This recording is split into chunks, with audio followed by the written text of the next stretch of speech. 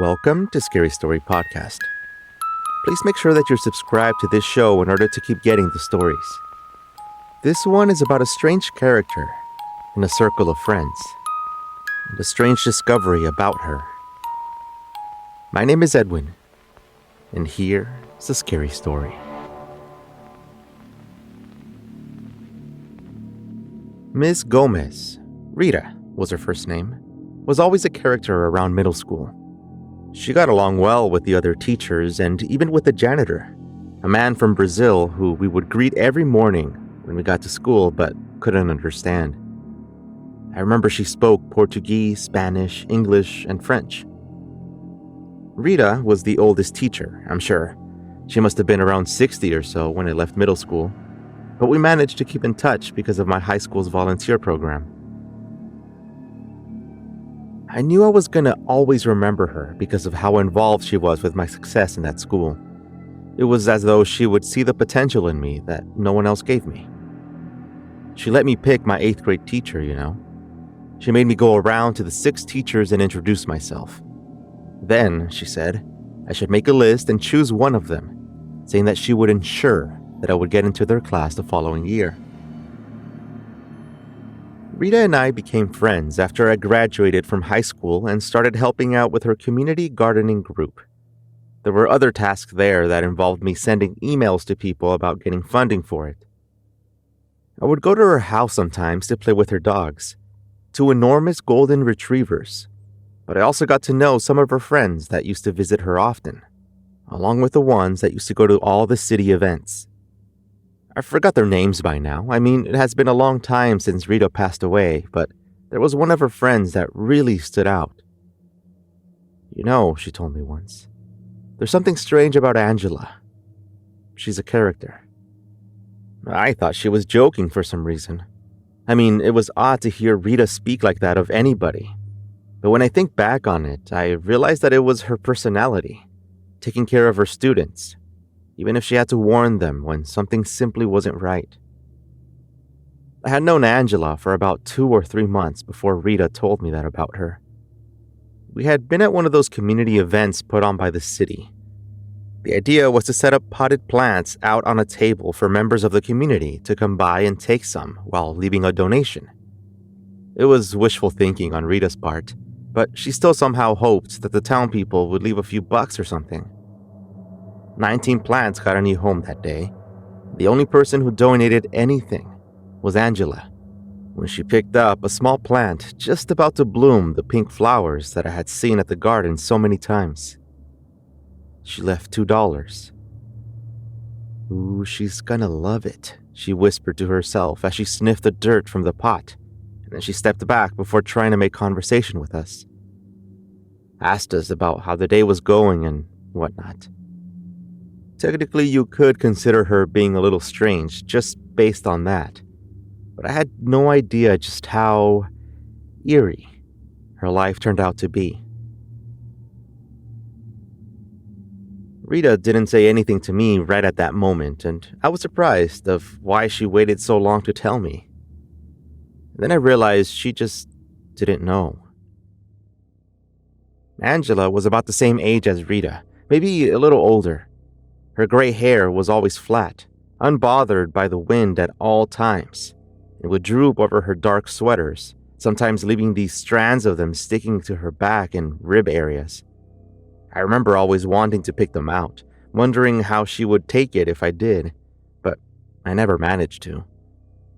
Other times she would comb it in strange patterns, but still, it came down the sides and the back of her head as if it were heavy, just straight down.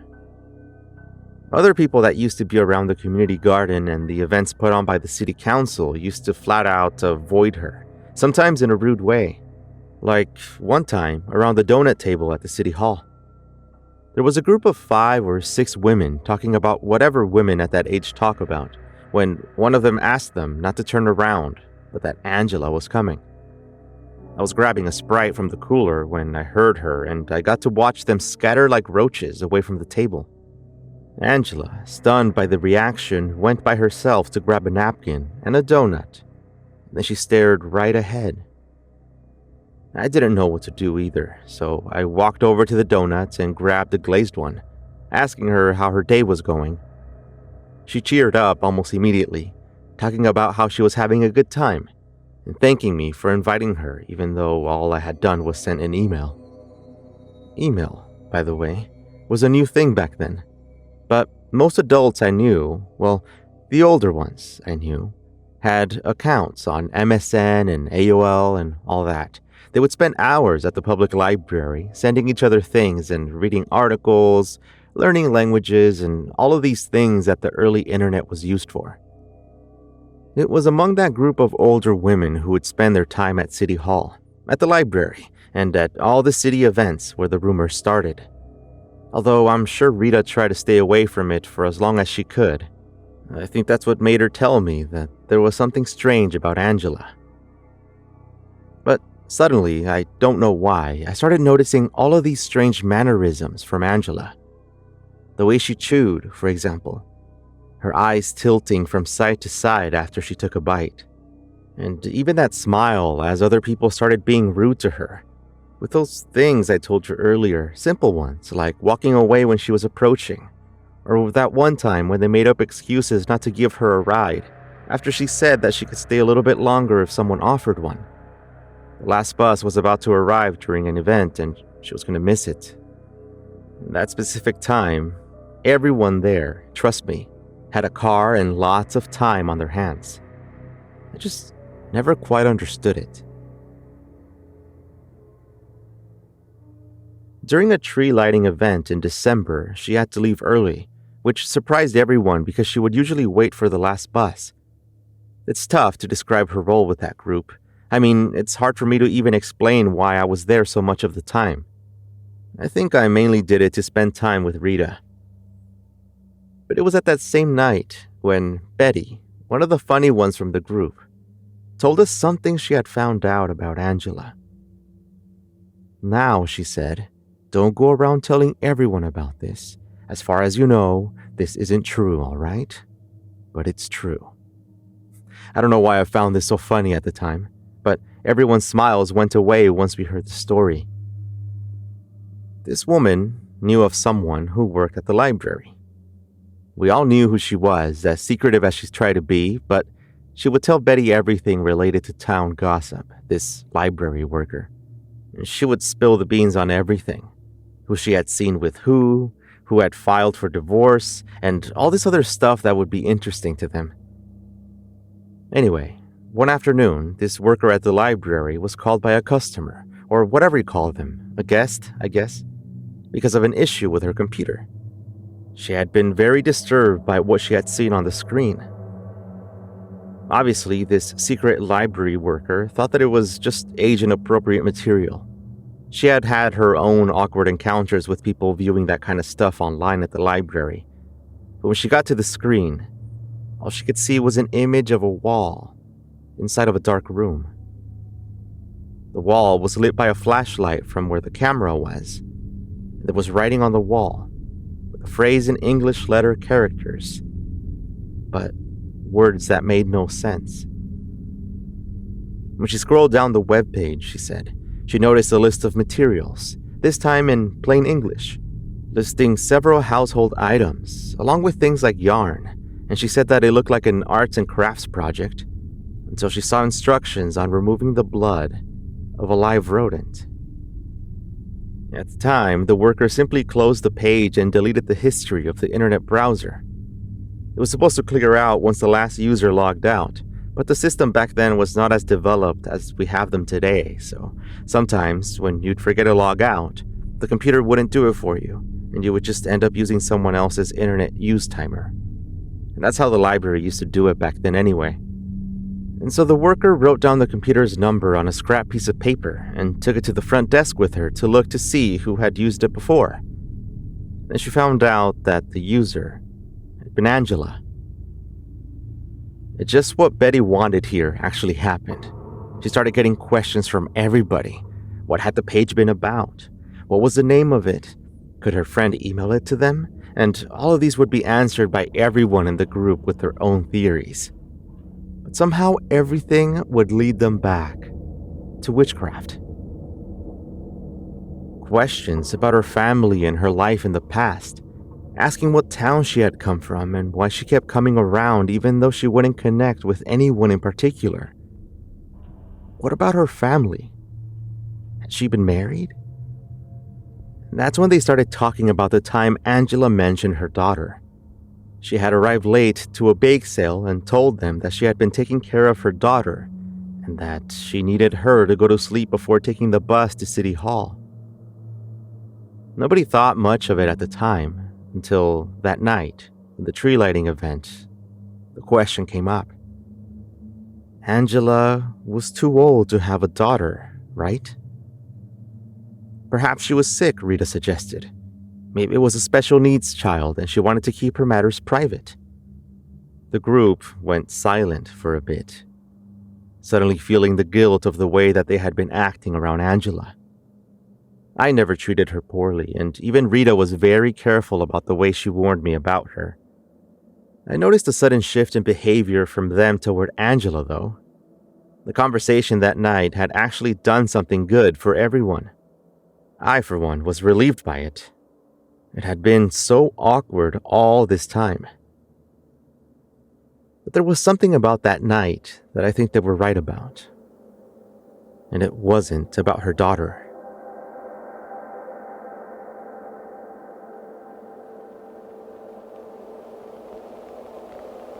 Part 2 of Angela's Daughter is coming up right after this. Please remember that our sponsors help make this podcast possible, and they offer you great deals, so if you're interested, check them out. Anyway, stay with me.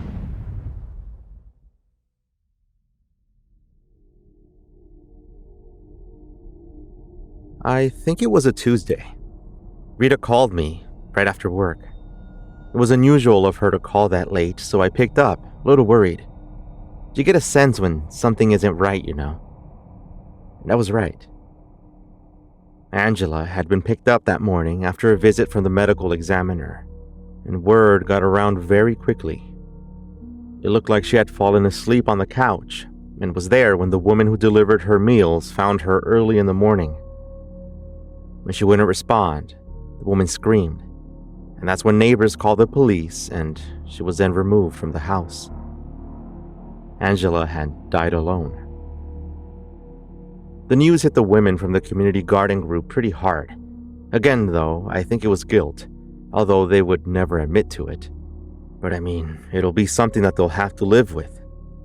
Several weeks after the funeral, Rita and I both got letters in the mail and phone calls from the state, saying that there had been a request to help remove Angela's things from her house.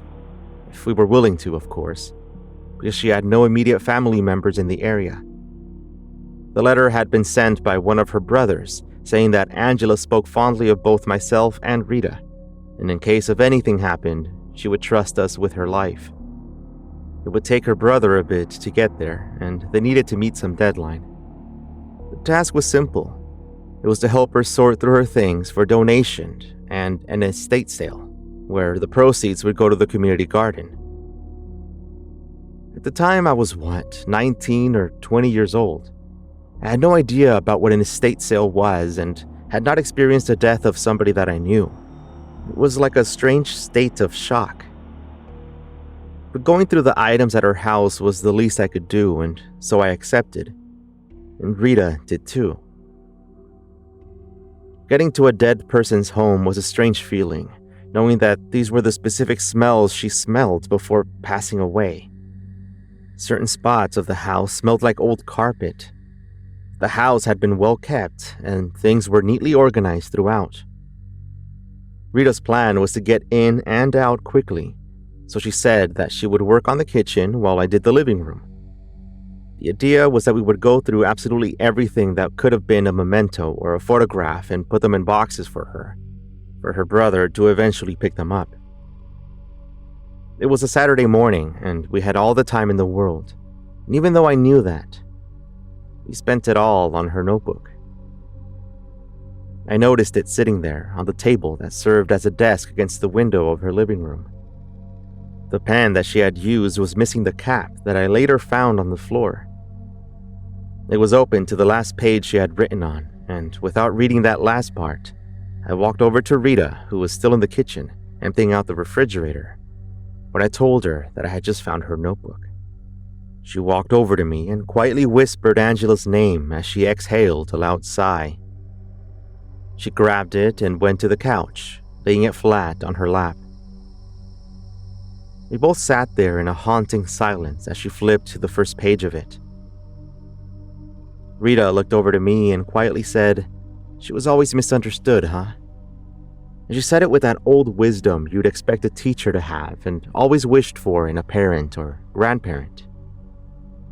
And as she went through the first page in silence before reading it out loud, reminding me of how we used to go through the social studies books back in middle school with that same reading voice. But those memories of when she was only Miss Gomez quickly left as the content of those pages came to life. Angela wrote about the community garden and the friends that she had made, mentioning us by name along with the others. She genuinely thought we were her friends, the only people in her life. She mentioned the time Rita gave her a card for her birthday and how she kept a candle for the cupcake she was given, and about the time Betty and the others laughed at one of her jokes. And we sat there from about 9 in the morning until 1 in the afternoon, going through her life in those pages and stopping to talk about what Angela had been to our group. Both a friend and a lesson, even though we would only remember her for one of those. But there were several strange things that appeared in that notebook, and they stood out to the both of us. The most important one was mention of her daughter. She spoke of her long black hair and perfect smile, the ways her eyes glowed at night, and how grateful she was to have her in her life. Angela was quite expressive in her writing, even though in person she seemed distant and a bit insecure. She wrote about getting her address and how they enjoyed their conversations. Rita and I were confused at the thought that maybe she had been a part of a program where she had to take care of someone, or maybe volunteer in a project involving children. But I'm sure we would have found out about it earlier if that had been the case. And it was so strange to read about it, because Angela was in no way able to have a daughter, especially like the one she described, one that was playful, young, and innocent. Everyone would have known about her. She would have brought her along to our events, or I don't know. It was impossible. Like a few other members of the community garden group, perhaps her mind was aging and confusing her, and all she wrote were stories of things she wished for. Rita kept reading through the days that she wrote, although they weren't every day, and they weren't just words. Sometimes they were drawings and sketches, recipes and questions. Other times she would talk about her day, and again, of her daughter. There was one part where she said she had gotten angry with her one day and decided to leave her alone in her room. "Girls that misbehave don't deserve dinner," she said at one point. Words that didn't seem to fit her and the way that she used to be. And then she read the next part out loud, about how Angela had to punish her daughter, who was always unnamed, by the way, just referred to as my daughter, because she had climbed onto her shoulder and tugged at her hair. The ink of her pen she was writing with dug deep into the paper with anger when she wrote that she couldn't believe her daughter, that she had pulled hair right out of her head. She would have to find a way to comb it over to the other side so that it goes unnoticed. I did remember seeing her strangely combed hair a few times, along with small scratches on the side of her neck that nobody cared enough to ask about. Rita was a little nervous at this point, wondering if maybe it had been a cat she was talking about and referring to as my daughter.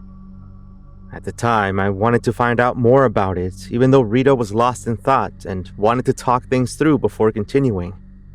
But instead, I grabbed the notebook and read, "My daughter, the one who came to my house as a gift, has turned into a nightmare. Unsure of how to turn her back into the sane and quiet little girl I once had. Strands of hair on her tight grip, like a fist, bring forth an anger so intense that I lost my balance and sat in silence for a few minutes to catch my breath. And then another entry that you could tell was written a different day. My daughter, brought to life once again through the spirits Hijibat and Turnican. I begged that she goes back to normal. It is too late. I flipped to the next page and it was blank. None of those last pages were dated, and each one was more confusing than the last. We didn't know what to think or if it had been related to her death, and our thoughts would go to the same thing. She seemed so normal. Who would have known that she had all these internal problems? Problems that may have killed her. The beam from the sun through the window had reached our shins by now, and we could see the dust slowly flowing through it as we talked quietly about Angela and who her daughter could have been. What could have taken so much control of her, and had we noticed any changes in her? How would we have been able to tell if nobody actually talked to her? There were long pauses after our questions, uninterrupted periods of silence in that dead living room, until we were brought out of it. A soft scratching sound coming from the hallway. A soft cry from one of the rooms. So maybe she did have a cat, we figured. The whole time she was talking about a cat. Had the thing been in there for weeks? The cry then became a little more defined, and it seemed to multiply into several voices right in the room behind us. I stood up first and walked to the hallway. I was sure that the noises were coming from inside, and so without hesitating, I grabbed the doorknob and opened the door. I looked down, expecting to see a cat run out the door, but was instead greeted by the silence of a room with barely any furniture. A small nightstand on the corner and a large gray pillow on the floor next to it. I walked around toward the closet area. Just when I was about to open it, I heard the soft cries once again. I turned around to look behind the door when I spotted it. Right there, on the corner of the room, against the wall, and sitting perfectly still, was a doll with dark hair. Her smile etched perfectly on her hard plastic face.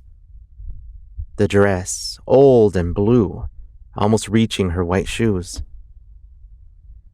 I slowly walked over to it, just as Rita got to the doorway. What I saw was impossible. I saw the doll's arms and her fists gripping tightly around a clump of gray hair.